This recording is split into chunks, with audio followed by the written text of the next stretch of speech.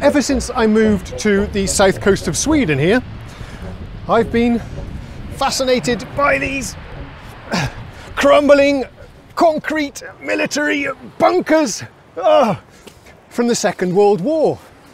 So I started studying the topic and doing some research. I'm going to tell you the whole story in today's video and also share with you some of the wonderful views here of the coastline on the south coast of Sweden here in Skåne.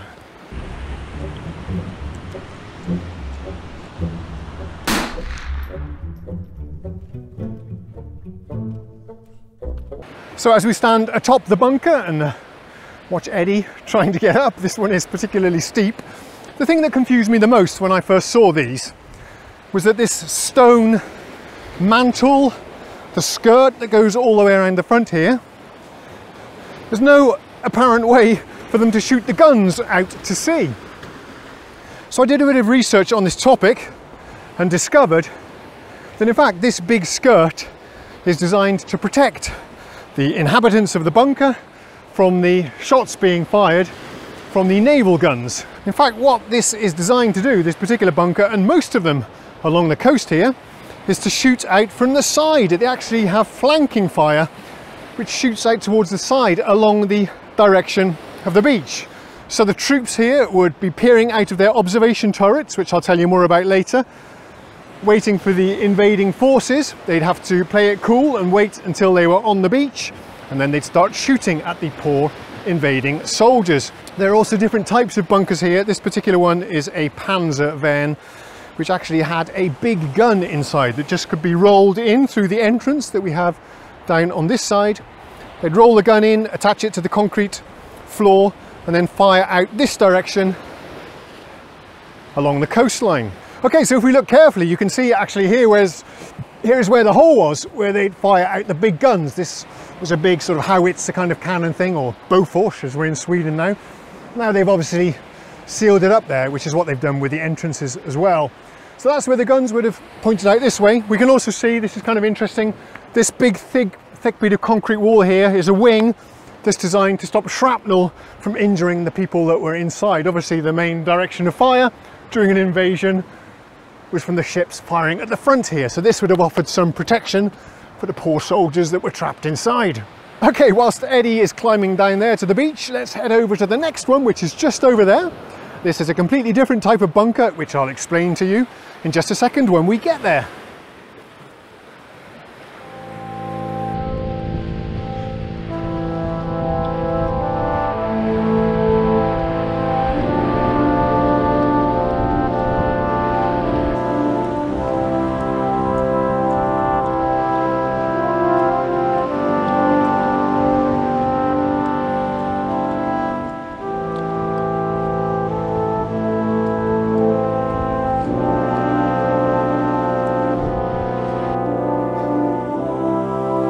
If you've ever wondered why I am called Kona Boy on many internet forums, well, now you know the reason why.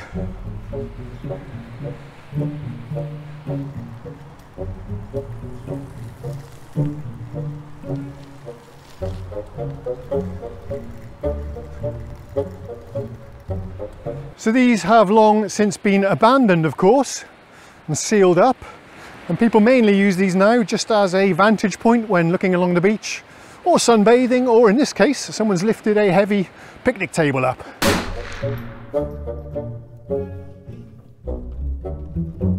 So this one is 156 Cool Spruta Type 1. Eddie's standing on top of a modification that I think they made during the Cold War. They used to attach tank turrets to these, I think. But this is one of the very first types of these bunkers, and the one that you see the most here along the coastline. So once again, you can see this massive stone concrete boulder construction for protection, and this one is actually designed to shoot in that direction, which is westwards along the beach. You can see that over here. This particular bunker would have housed 2 machine guns, one behind this sort of shrapnel wall shooting this direction, and then another one located that way.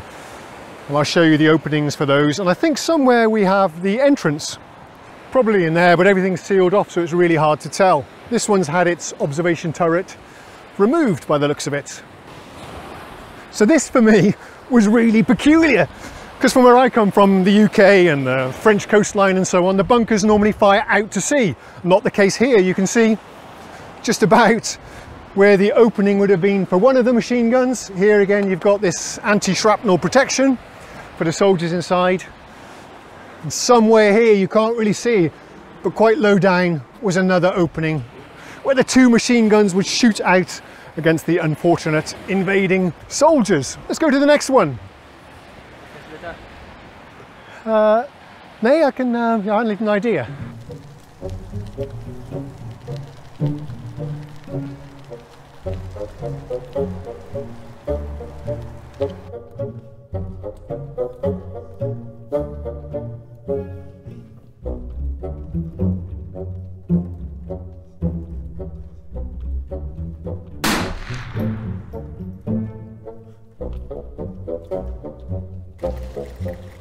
Okay, this is a different type of bunker. This is an observationsvärn, an observation bunker. Let's go take a look.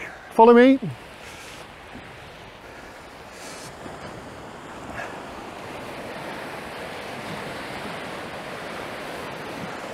It's a shame the tide is so high. Normally you can go out on the sand on the beach and look up at these because they're quite impressive. So what I wanted to show you is this is a different type.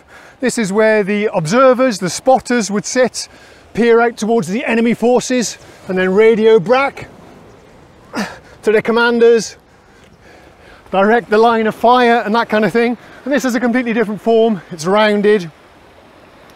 This didn't have any guns or armament. There would have been a hole down here which is all sealed up right now. I take that.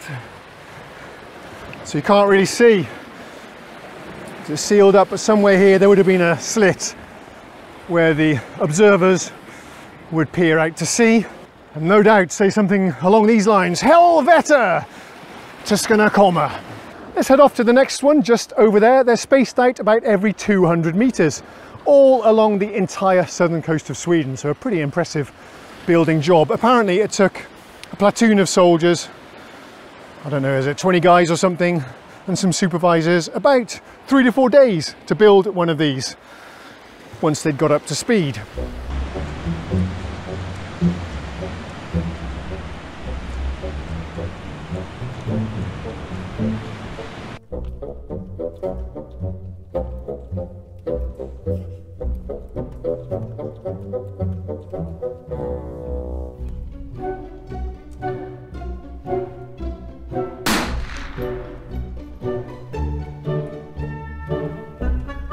Okay, so this is another one of these kulspruta-värn type 1s. Kulspruta is machine gun in Swedish. Värn is their word for bunker. So this is the very most common type that you'll see along the coastline here. And this is the very first design as well that was based on a Czechoslovakia bunker, almost an identical copy. And then over the years they did improve the design somewhat. But let's show you the layout of this particular one. So we're actually in Ystad here on the south coast of Sweden. And this is where the very first bunkers went up there during the Second World War. And again, you can see the layout of this particular bunker with the very thick reinforced skirt along the front. And then on the side we have the anti-shrapnel wing. And if I jump down, you can see here where the machine guns would have been poking out.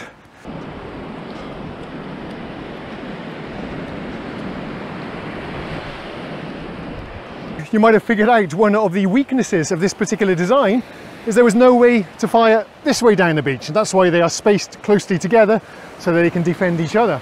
This only had one line of fire going westwards along the beach that way, and surprisingly, or surprisingly to me, nothing going out to sea.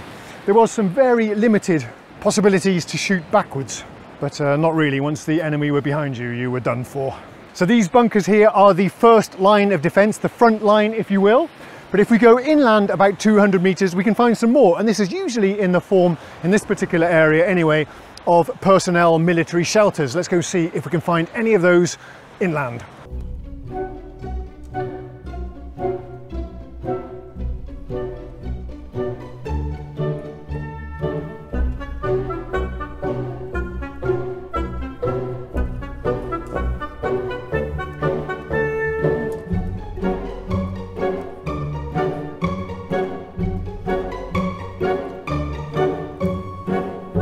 Okay, an interesting thing about some of these old bunkers is that they've ended up in completely random places. Here we are at the Ystad's camping site, and right over there you can just see the outline of one of the WW2's room, one of the personnel shelters. Let's go and take a quick look. There's not much to see, so we'll be really rather quick here, I think.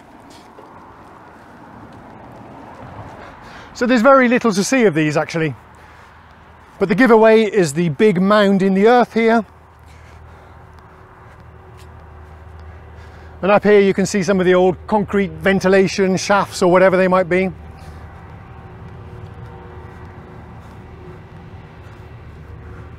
Mind the poo. What is all this? What is this? It's from moles perhaps. There's moles living in the WW2's room.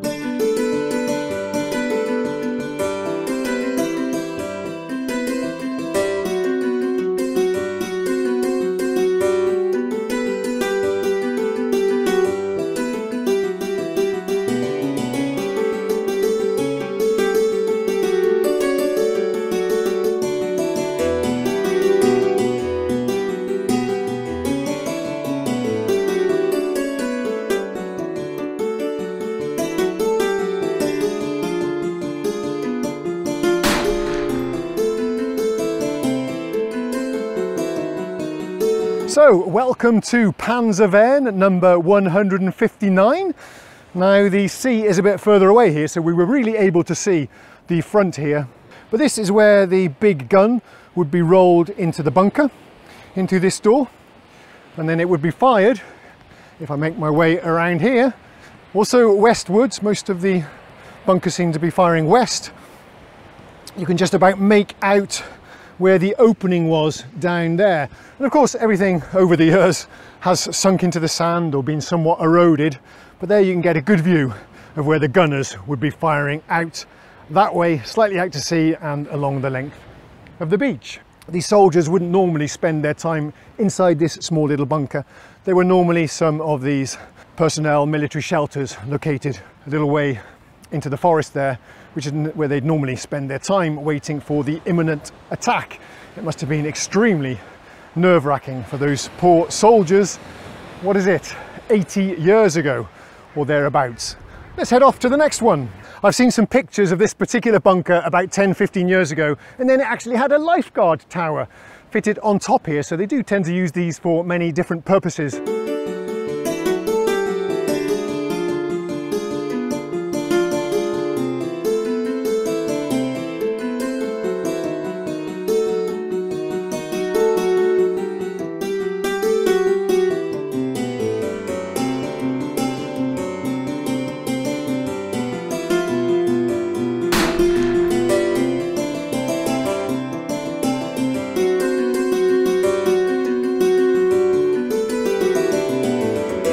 So this, as you might be able to tell by now, is another cool Sprutervärn Type 1 with the two firing points out towards the flank here. This one has sunk down into the sand, or probably more accurately, the sand has risen up. I think actually the bunkers do sink down a little bit. They've all been affected by erosion. On some of them the foundations, the sand have been worn away, so they seem to be hanging in mid-air. This one seems to be sinking down into the sand, so you can't even see much of it apart from the top that's sticking up. But I'd like to tell you a little bit about these observation turrets, because I'm sure some of you might be curious. So this is how the soldiers would look out and see what was going on around a bunker. Inside there was a ladder attached to the wall that they would be able to climb out. The poor soldier would have to stick his head into this and then peer out through the slots that you might be able to see here. This didn't actually rotate. This one seems to have 3 different slots. And in case you're wondering, yes, you could even fire pistols out through this, but that must have been quite terrifying. Imagine having your head stuck inside this metal box and having to hold a pistol right in front of your face and fire it out through these slots. But this was one way you could defend, just in case the soldiers you could defend yourself in case the soldiers came in from the back and started attacking you. Also, where's the door on this one? You can't really see it, but on some of the doors there was also a small opening where they could fire a pistol or a rifle out the back to defend themselves and stop people coming in through the door. There was usually like an iron gate And then inside that, a big thick steel door, so 2 levels of protection there against any soldiers trying to get in. So let's move on to the next one.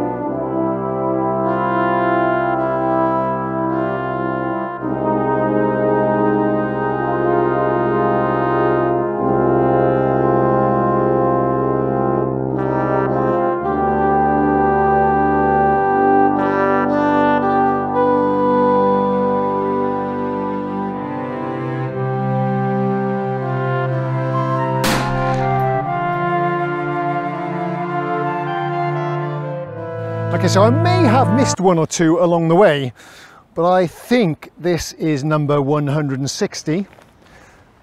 Another cool spruta van. You can just about see here. Here's the frontal reinforcements. Here you can see where one soldier would be firing out that way. It's now disappeared into the bank, but here's where the other soldier would have shot out. Now these bunkers were tested against bombs, kind of expected threat. So they were tested against 50-kilogram bombs and shells from naval guns and so on, and they were proved to withstand those quite well. But it must have been a really uncomfortable experience for the soldiers inside, I'm sure.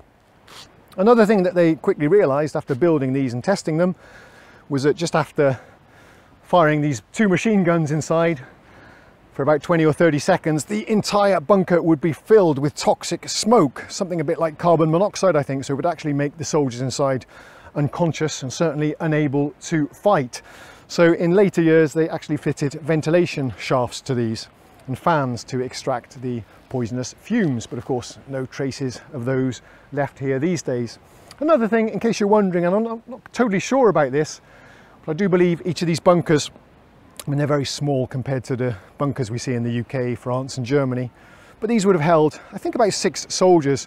There would have been 2 manning this particular machine gun, 2 manning this machine gun, and a couple of other guys as reserves to man the observation turret, and maybe a supervising officer as well. So just a couple more to go. If you're still watching this, let's head on westwards towards the sunshine, see if we can spot any more.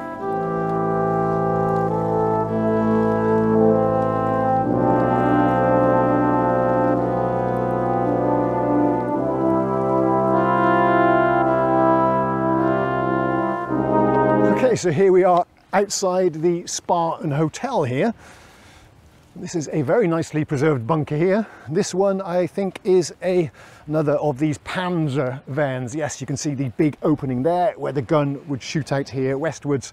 Of course, none of this was here back in the day. Another thing to keep in mind, actually, that's interesting, is that during the time of the war here, when this was a military zone, none of this would have been open to the public, of course, and the entire beach and the bunkers would have been surrounded with miles and miles of loops of barbed wire fences going all the way down to the sea, and various anti-personnel traps and obstacles and so on.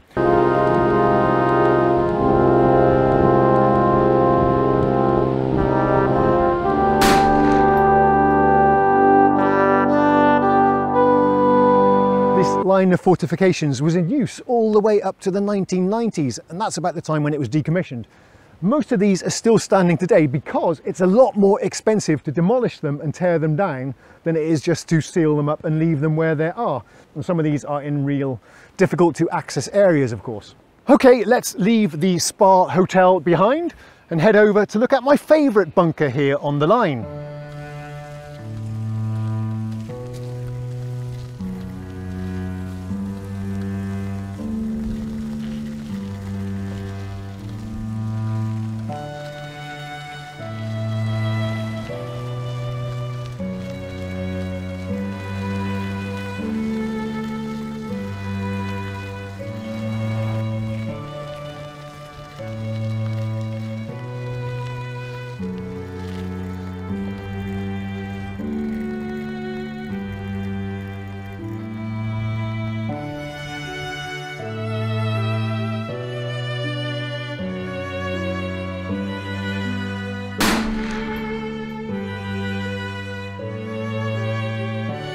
So the experts amongst us now, that was hard to say, will probably be able to identify this as another KSP1, Cool Spruter Type 1.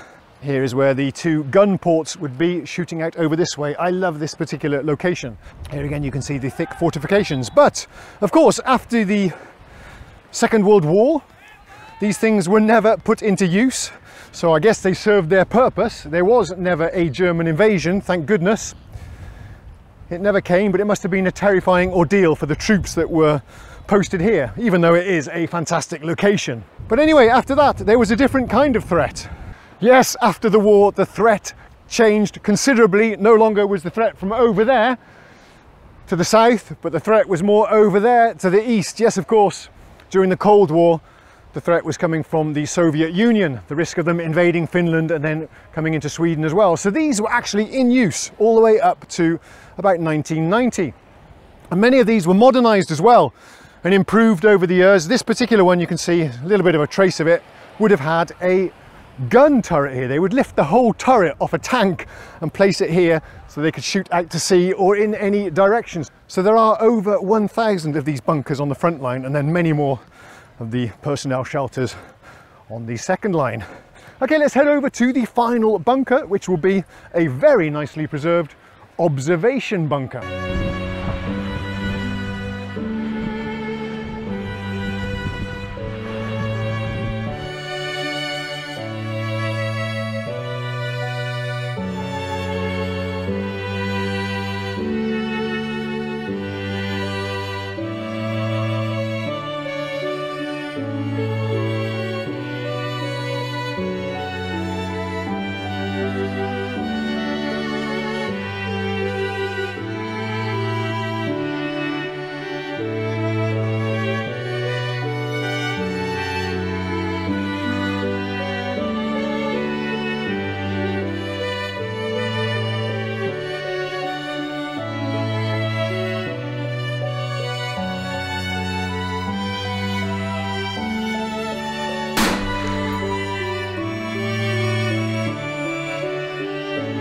Okay, so this is the final bunker for today. I hope even if you haven't enjoyed the bunkers, you've enjoyed the amazing scenery of the coastline here. But this final one for today is another observation bunker.